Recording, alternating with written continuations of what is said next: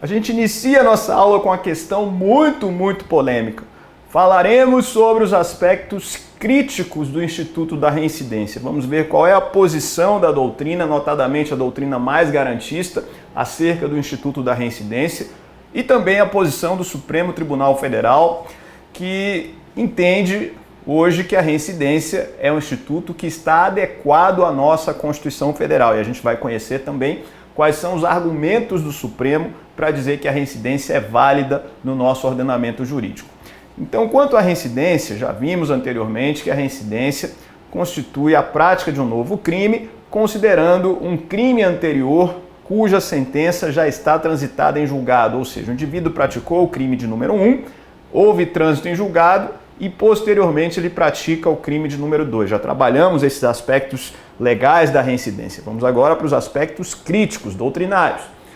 Então, já sabemos que aquele que pratica o segundo crime terá um agravamento da sua pena em virtude disso, em virtude de ter reincidido, praticado novamente uma infração penal, já tendo sido punido por uma infração anterior. A reincidência é um instituto que é adotado na grande maioria dos países do mundo. Então nós vamos ter praticamente em todos os ordenamentos jurídicos, na grande maioria deles, a reincidência ou como um fator de agravamento da pena ou como um fator impeditivo de benefícios processuais ou benefícios penais. Agora veja, existem exceções, existem ordenamentos onde a reincidência foi abolida como instituto, ela é desconsiderada para efeito de agravamento da pena ou ainda de impedimento de benefícios penais ou processuais. E a gente pode citar como exemplo dois ordenamentos, como a Alemanha e também a Colômbia, que são países que aboliram a reincidência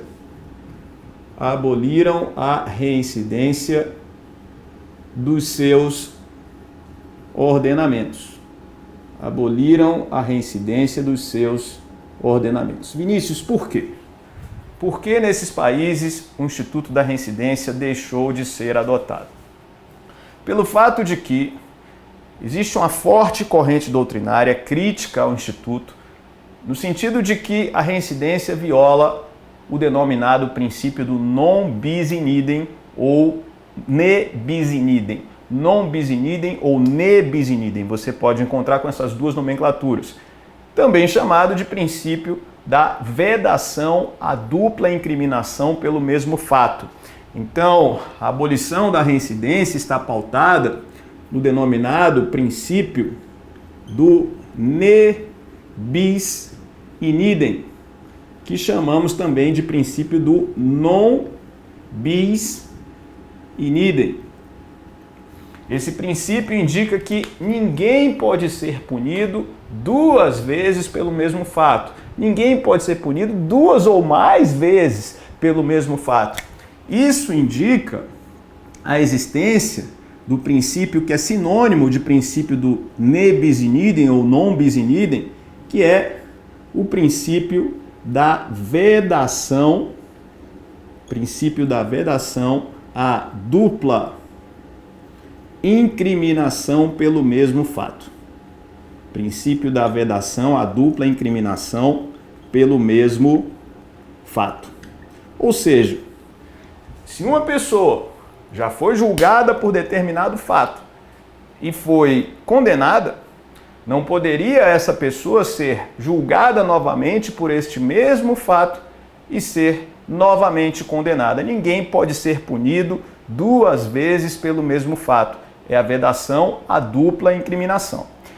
Veja que ninguém pode ser punido duas vezes pelo mesmo fato. E esse é um princípio que o nosso ordenamento jurídico adotou, pois o Brasil é signatário do Estatuto de Roma, e o Estatuto de Roma tem previsão da vedação ao bis in idem no seu artigo 20. Então, em relação ao artigo 20 do Estatuto de Roma, existe vedação ao bis in idem. Olha o que diz o artigo 20 do Estatuto de Roma. O Estatuto de Roma é o que regula o Tribunal Penal Internacional. Esse estatuto, assinado pelo Brasil, diz o seguinte: salvo disposição contrária do presente estatuto, nenhuma pessoa poderá ser julgada pelo tribunal por atos constitutivos de crimes pelos quais este já a tenha condenado ou absolvido. 2. Nenhuma pessoa poderá ser julgada por outro tribunal por um crime mencionado no artigo 5º, relativamente ao qual já tenha sido condenada ou absolvida pelo tribunal. O princípio do ne bis in idem ou non bis in idem é um princípio regente do Tribunal Penal Internacional.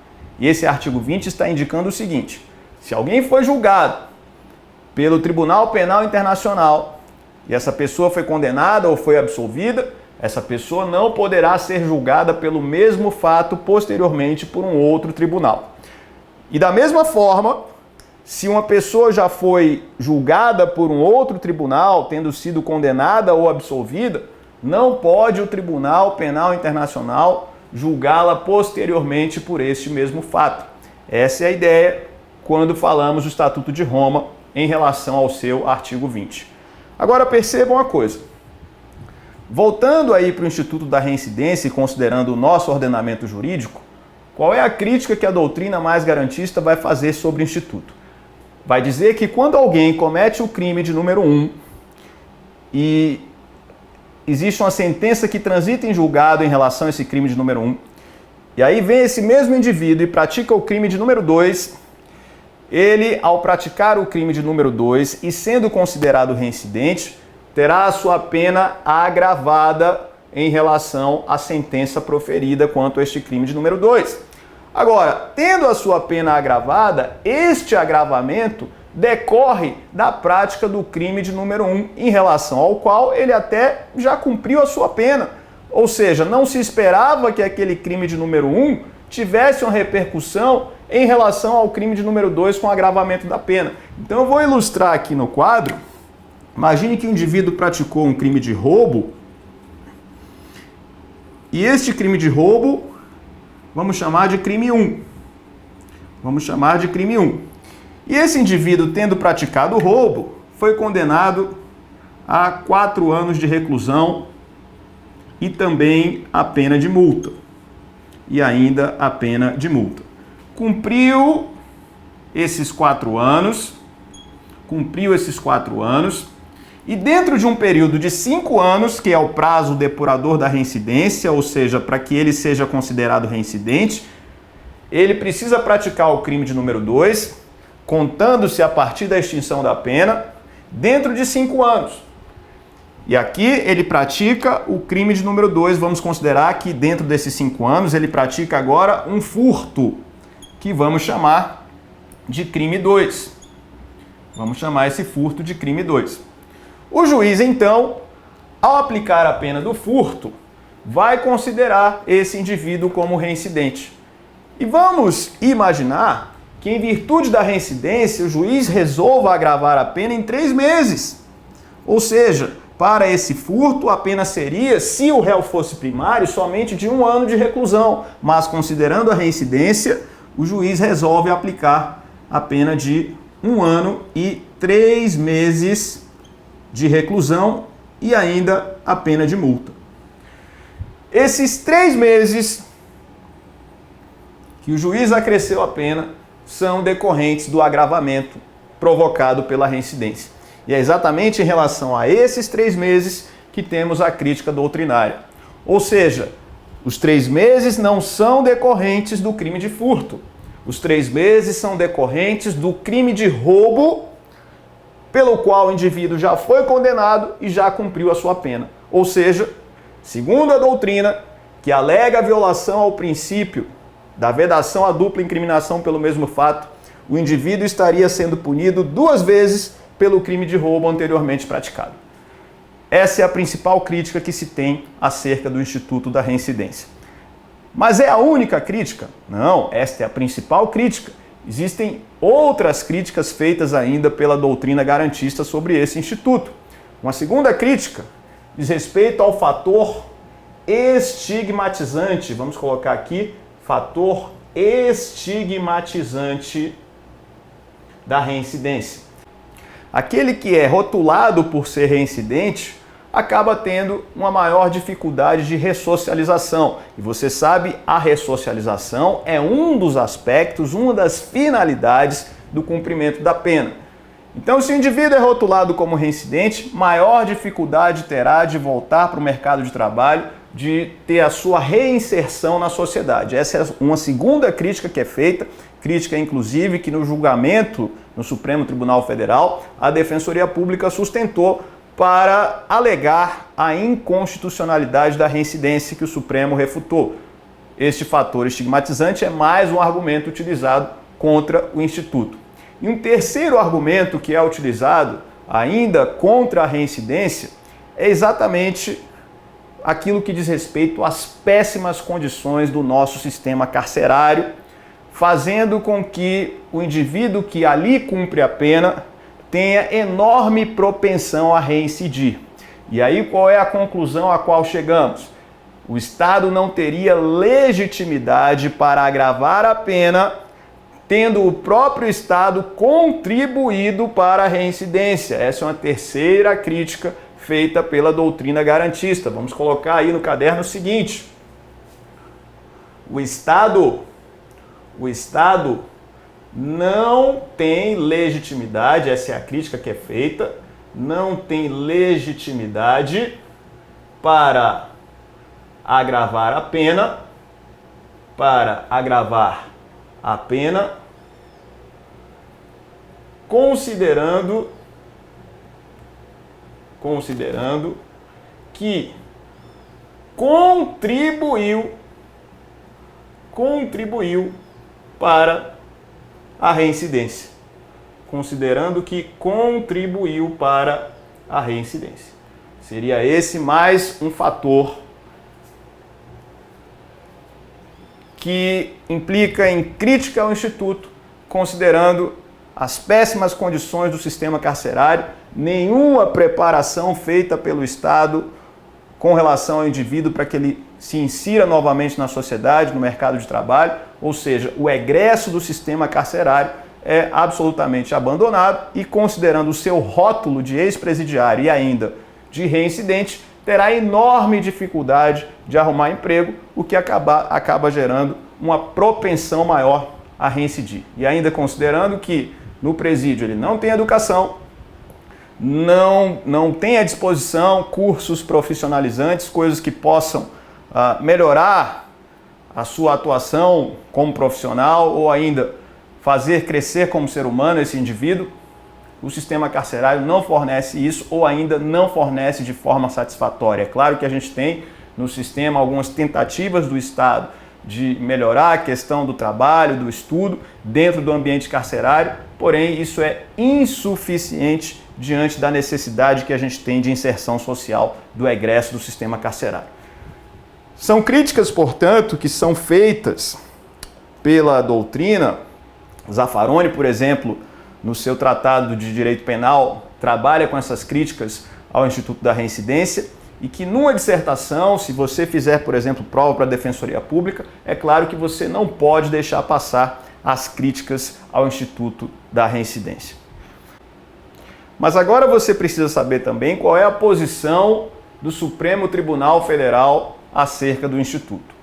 O STF julgou a reincidência constitucional em repercussão geral. A gente vai inclusive ver aqui quais foram os principais argumentos utilizados pela Suprema Corte para dizer que a reincidência está de acordo com o nosso ordenamento jurídico. Isso no RE 453000, em que o Supremo considerou que a reincidência é constitucional, RE 453000, Rio Grande do Sul. Então, o Supremo, ao analisar a questão, e aí vamos pôr aqui qual é a posição do STF, o STF entende que a reincidência ela está de acordo com os princípios da individualização da pena e da isonomia. Então, para o STF, a reincidência está de acordo com os princípios da individualização da pena e isonomia. Por quê? Vamos ver aqui quais são os argumentos de alguns ministros que votaram favoravelmente ao Instituto, ou seja, dizendo que o Instituto da Reincidência é constitucional. Ele pode agravar a pena e pode ainda impedir benefícios de natureza penal e processual penal. A gente tem aqui o seguinte: o relator do caso, o ministro Marco Aurélio, negou o provimento ao recurso ao afirmar que, ao contrário do que alega a Defensoria Pública, o Instituto Constitucional da Individualização da Pena respalda a consideração da reincidência, evitando a colocação de situações desiguais na mesma vala. Para o ministro Marco Aurélio, a reincidência respeita a individualização, considerando que a pena será aplicada conforme as características de cada indivíduo. Isto é, o indivíduo que é primário receberá um tratamento diferenciado se comparado àquele indivíduo que é reincidente, o que é exatamente a ideia de individualização da pena, segundo o que diz a Constituição Federal, argumento do ministro Marco Aurélio. A gente tem aqui ainda a ministra Carmen Lúcia dizendo que a regra é uma forma de se tratar igualmente os iguais, deixando a desigualdade para os desiguais, e garante àquele que cometeu um delito a oportunidade de pensar sobre isso para que não venha a delinquir novamente em afronta à sociedade. Então a ministra Carmen Lúcia trabalha com a ideia de isonomia. Ela deixa claro que a reincidência é um instituto que permite tratar os iguais como iguais e desiguais como desiguais na medida em que se desigualam. Então, se temos pessoas que são reincidentes e que perderam a oportunidade de não reincidir, perderam a oportunidade de pensar melhor num segundo momento, essas pessoas, segundo a ministra, devem ser tratadas de forma diferenciada. Então, isso parte da premissa de que, em relação à reincidência, nós teríamos um maior grau de culpabilidade, um maior grau de reprovabilidade de quem pratica o crime, considerando que, já tendo praticado a infração anterior e, portanto, em virtude da pena, já tendo a maior consciência da sua ilicitude, esse indivíduo volta a praticar nova infração penal, o que seria ainda mais reprovável, motivo pelo qual o agravamento da pena é necessário. Então a gente tem a ministra Carmen Lúcia com essa posição, a gente tem aqui também o ministro Joaquim Barbosa, destacou que a pena tem finalidade ressocializadora e preventiva, de modo que o condenado que volta a cometer novo crime demonstra que a pena não cumpriu nenhuma dessas finalidades. Então a posição do ministro no sentido de que o Instituto da Reincidência ele deve ser aplicado considerando que para aquele indivíduo a pena não cumpriu as suas finalidades, e aí, não tendo esse indivíduo feito jus àquilo que a pena imposta a ele deveria ter realizado, esse indivíduo merece uma reprovabilidade mais acentuada quando julgado pela segunda vez. Essa é a posição do Supremo Tribunal Federal. Então, é uma posição que vai aí de encontro ao que uma forte corrente doutrinária diz, no sentido de considerar a reincidência como um instituto que não teria sido recepcionado pela Constituição Federal por violação a princípios constitucionais e ainda violação a princípios do direito penal, como a vedação, a dupla incriminação pelo mesmo fato. Mas hoje, no nosso ordenamento, muito embora existam críticas a respeito do Instituto, a posição do Supremo é no sentido de que a reincidência pode ser aplicada. E nós temos aí diversos institutos que são afetados pelo Instituto. Questão do livramento condicional, progressão de regime, notadamente em crimes hediondos, em que o reincidente ele precisa de 3/5 da pena cumprida para poder progredir. Então, impedimento de benefícios processuais, como transação penal, suspensão condicional do processo, benefícios penais, como, por exemplo, a substituição da pena privativa de liberdade por restritiva de direitos. Existe ainda a questão das saídas temporárias, que para o reincidente ele precisa cumprir um período de tempo maior para ter direito à saída temporária. Reincidência interfere ainda na questão do furto privilegiado, que exige que o indivíduo seja primário para poder ser aplicado. Enfim, inúmeros institutos. E o argumento do Supremo é que se a reincidência fosse retirada do nosso ordenamento jurídico, uma grande variedade de institutos de natureza penal e natureza processual penal seria afetada. E aí é inviável a retirada desse instituto do ordenamento jurídico, segundo o Supremo Tribunal Federal, muito embora outros países já tenham procedido a essa exclusão. Como eu disse no início, Alemanha e Colômbia não adotam mais a reincidência em seus respectivos sistemas penais. Então a gente tem aí esse primeiro bloco relativo aos aspectos críticos da reincidência. A gente continua falando mais sobre dosimetria de pena, sobre a teoria da pena, no bloco seguinte. Até lá!